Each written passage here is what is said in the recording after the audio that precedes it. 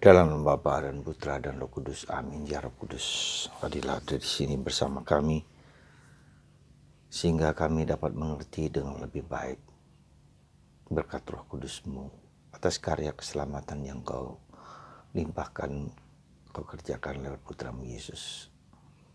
Semoga iman kami tumbuh dan berkembang dan punya pengalaman pengertian yang benar tentang keselamatan yang Kau sampaikan kepada kami.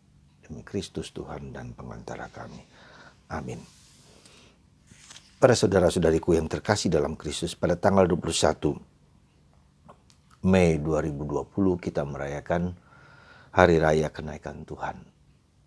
Saudara, kata kunci dari hidup kita adalah kesaksian.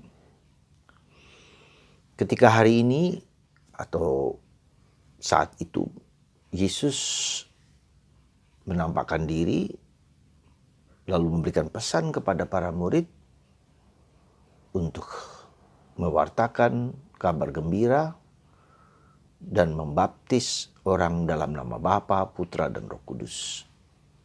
Dan Yesus dengan memberikan tugas mandat itu, kemudian naik ke atas ke langit dan disaksikan oleh para murid. Dan ditulis oleh Lukas bahwa setelah Yesus naik ke langit, kemudian ada malaikat yang berkata, Yesus terangkat ke surga meninggalkan kamu. Akan datang kembali dengan cara yang sama seperti kamu lihat dia naik ke surga. Dan malaikat itu mengatakan, mengapa kamu berdiri menatap ke langit? Ada satu hal yang menarik di sini. Pertanyaan ini mengandung juga suatu anugerah. Jadi ketika kita menjadi orang Katolik, ketika orang menjadi Kristen, hidup kita itu bukan di dunia. Ingat itu. Hidup kita itu bersama Kristus. Ya, seperti katakan Yesus, aku mempersiapkan rumah di dalam Bapakku, yang disiapkan Bapakku, yang diberikan Bapakku. Supaya di mana aku berada, kamu juga berada bersama aku. Jadi dengan para rasul menyaksikan ini menunjukkan bahwa hidup kita itu bukan di dunia. Hidup kita itu sama seperti Kristus. Kita akan tinggal bersama Kristus. Dalam kebahagiaan bersama Bapa. Jadi dengan kata lain, Yesus itu memberikan pengertian pemahaman tentang keselamatan itu bahwa kita semua dipanggil dalam kebersatuan dengan Tuhan. Ya. Jadi dengan kata lain bahwa hidup kita bukan di dunia. Kita bekerja di dunia, kita hidup di dunia, pada akhirnya untuk mencapai yang terakhir itu. Tetapi untuk mencapai yang terakhir itu kita punya tugas yang sangat fundamental, yaitu memberikan, mewartakan, memberikan kesaksian kepada orang lain apa yang menjadi iman kita itu. Dan membaptis orang dalam nama Bapa, Putra, dan Roh Kudus. Nah, apa yang harus kita sadari sungguh di situ adalah memberi kesaksian kepada orang lain bukan memberikan hanya dari apa yang saya katakan secara intelektual. Kesaksian itu melihat sendiri, mengalami sendiri. Ya, suatu proses pemahaman, pengenalan bukan intelektual saja, tapi mengalami hidup iman dengan Kristus. Saya tidak akan bisa menyampaikan sesuatu tanpa saya mengalami sendiri, kesaksi dengan mata, iman, batin saya seluruh.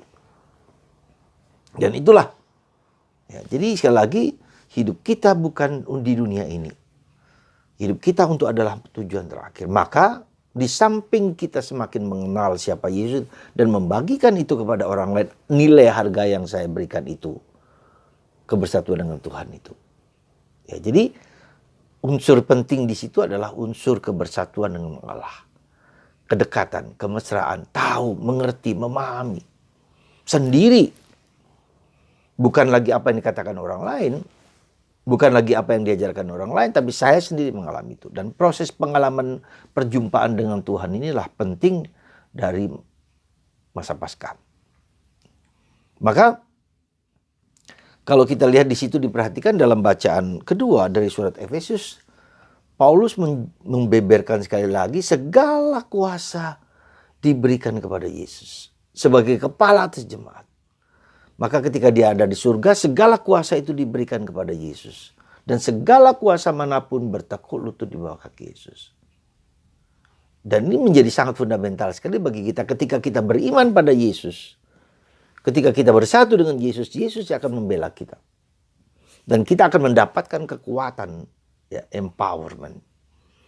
Mendapatkan daya ilahi yang yang diberikan Yesus kepadaku. Jadi katakanlah Yesus itu sakramen Bapa. Segala kuasa ada dalam Yesus. Dan ketika saya beriman atau kita beriman pada Yesus, kuasa itu mengalir, menguatkan hidupku. Jadi persatuanku dengan Tuhan itu persatuan di mana aku diberi kekuasaan. Aku diberi mandat untuk mewartakan itu kepada orang lain. Dan aku tidak perlu takut karena Tuhan memberikan kuasanya kepadaku. Ya. Nah, itu pemahaman itu yang harus kita mengerti gitu. Kita harus punya. Maka Paulus mengatakan aku memohon supaya memberi kamu roh hikmat dan wahyu untuk mengenal Dia dengan benar. Sekali lagi, wahyu untuk mengenal Dia dengan benar. Nah, disinilah kelemahan kita, maaf orang Katolik, kita semua orang Katolik, maaf, kita kurang memberi kesaksian karena mungkin, sekali lagi, ya, mungkin kita bertanya pada di sini, mungkin kita belum sampai mengalami encounter dengan Yesus, berjumpa dengan Yesus. Kesaksian bukan hanya pengalaman Yesus yang menyelamatkan dalam Paskah itu objektif, final, tetapi secara pribadi harus terjadi pada diriku sendiri.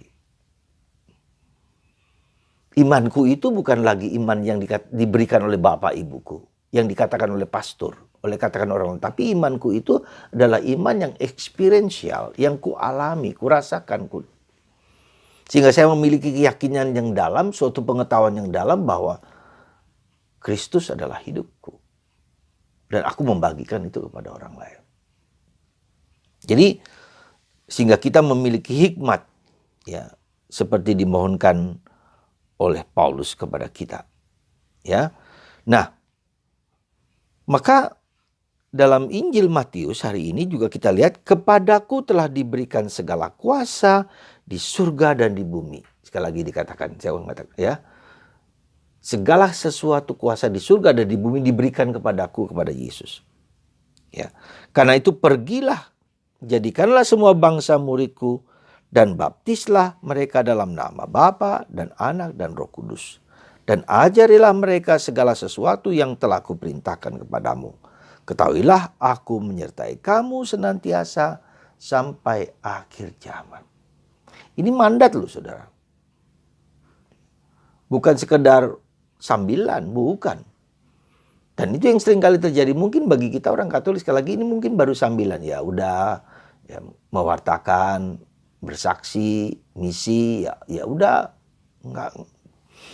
belum merupakan suatu perintah yang mendasar. Nah, ketika itu mendasar, maka kekuatan untuk membagikan itu karena pengalamanku dengan Tuhan Yesus yang hidup, bukan Yesus yang historis saja, yang masa lalu saja.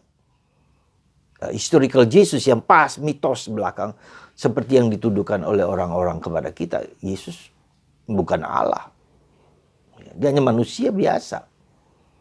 Ya. Nah, untuk membuktikan itu bukan dengan ngomong, dengan membantah, bukan membalas, bukan ngomong, meskipun itu benar harus dibantah, tapi bukan yang paling penting. Hidup Yesus harus hidup dalam sekarang ini, saat ini juga.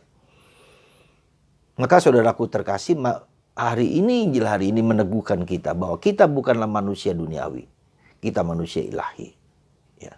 Dan untuk itu maka harus mulai dari kita. Kepenuhannya itu nanti. Sekarang ini harus mulai dari kita yang sudah hadir. Jadi bukan hanya kita melihat di surga sebagai tempat tujuan destinasi kita yang terakhir. Tetapi lihatlah sekarang Yesus ada dalam hati kita. Alami itu. Ya. Jadi kalau kita tidak mengalami itu, maka hidup kita tidaklah hidup yang penuh berarti, penuh kegembiraan, penuh sukacita, penuh kedamaian, penuh ketentraman. Maka mandat itu merupakan suatu, katakanlah, ya, perintah, ya, suatu tugas, suatu misi, suatu vocation, suatu call, ya, untuk membawa Kristus kepada dimanapun berada.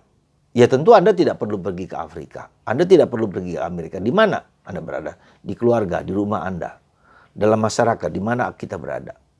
Membawa Kristus dengan penuh sukacita. Bukan dengan pertama-tama dengan mulut, tetapi dengan sikap, dengan perbuatan, dengan kasih kepada orang lain. Dan bagian penting juga di situ adalah, aku akan menyertai kamu sampai akhir zaman. Wah, menyertai, mendampingi, membimbing, berada di sekitar. Aku berada, God be with you. Ya.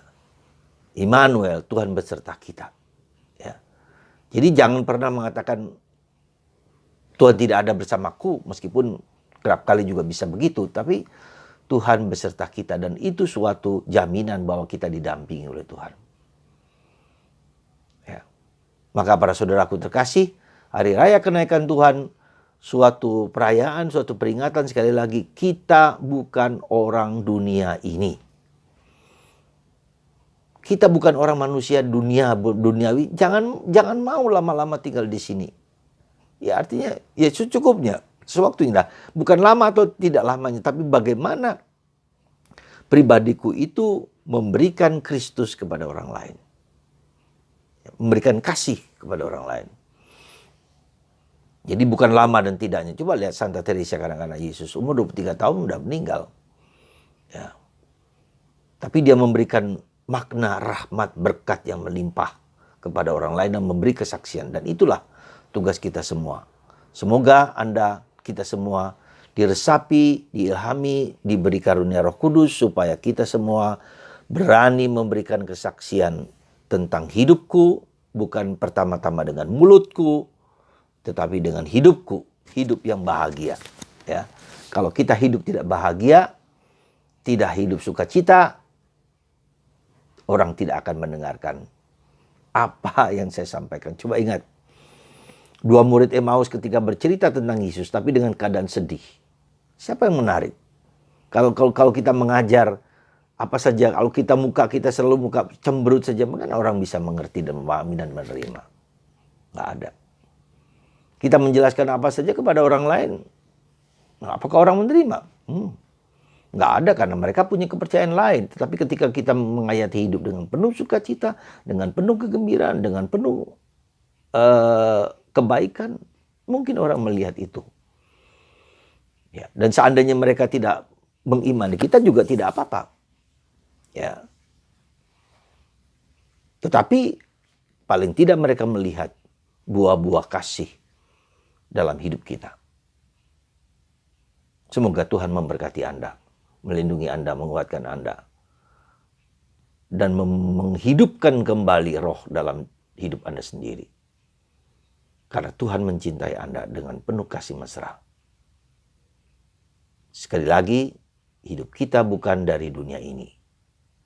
Kita dipilih untuk hidup rajawi, rasuli, dan imamat surgawi.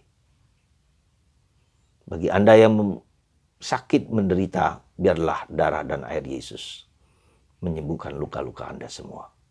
Dan bagi Anda yang sakit, terluka pun disembuhkan oleh kuasa Yesus. Dalam nama Bapa dan Putra dan Roh Kudus. Amin.